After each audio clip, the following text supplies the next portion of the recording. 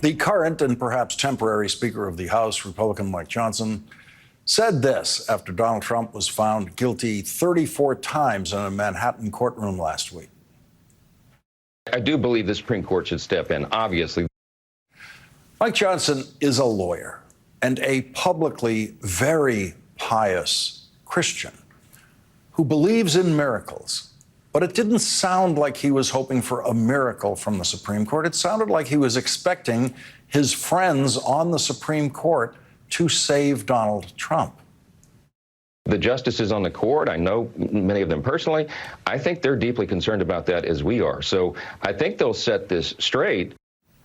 Joining us now is Democratic Senator Sheldon Whitehouse of Rhode Island. He is a member of the Senate Judiciary Committee and chairs the Subcommittee on Federal Courts. He's also the author of The Scheme: How the Right Wing Used Dark Money to Capture the Supreme Court. Senator Whitehouse, what's the Speaker talking about?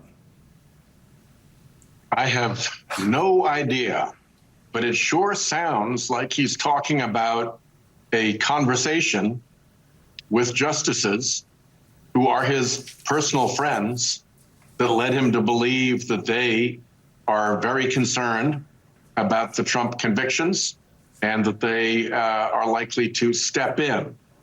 And if that is true, it is a brutal blow to a court that is already teetering from ethics scandal after ethics scandal after ethics scandal.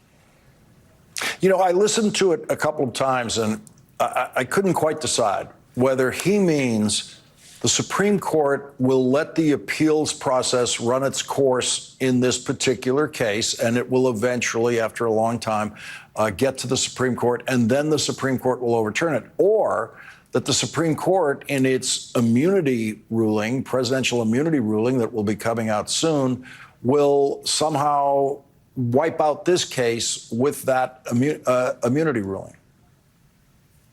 Yeah, I mean, I've been wrong about this immunity case for a while now. I thought this was where the Supreme Court would try to redeem itself with a fast 9-0 decision, saying what everybody pretty much already knows, which is that presidents are not above the law and are not entitled to immunity after they've left office. So, you know, here we are 5 months later, so much for the quick decision. And here we are with the Alito comments in the oral argument that suggests he's actually taking the argument seriously. So we could very well have a split decision, but I would be really, really surprised if they could get a majority of 5 to say that there's serious presidential immunity, and then to reach on into private and political conduct in a state criminal proceeding.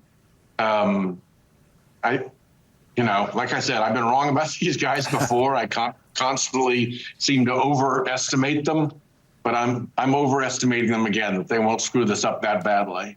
Well, Alito, in the oral argument, was spouting the MAGA notion that, well, every district attorney in America would be able to prosecute every president every time, which, of course, is a Supreme Court justice suggesting that it does not require evidence to do that. But since then, with his flags flying, we've learned even more about the mindset of Justice Alito. Yeah, we sure have. I think flying 2 MAGA battle flags over your 2 residences, I think flag flying is kind of the very definition of an appearance. Yeah. And it's an appearance of bias, because these are flags that are highly symbolic to the Trump MAGA movement and were actually carried into the demonstrations and the sacking of the Capitol on January 6th. So it's a very serious appearance that Alito basically just sloughed off and blamed on his wife. And the one thing I'd add to this, Lawrence, because you've been such an acute observer of it all, is that behind the peculiarities of Alito's statement, behind the fact that they are inconsistent with statements of other witnesses, which are actually corroborated by documents and reporters and things like that, is this problem that the Supreme Court is not amenable to fact-finding about its conduct. They're the only 9 people in all of government who are not amenable to fact-finding. Hell, even President Biden had to sit and have an official interview about his documents in his garage. If the President of the United States can be interviewed, if every other official in government can be interviewed and obliged to give a proper statement, why is it that the body that is supposed to be enforcing legal process in this country is the one that does not allow the most basic rudiment of legal process, and that is real fact-finding as to itself? Senator Sheldon Whitehouse, thank you very much for joining us again tonight. Thank you, Lawrence. Thank you.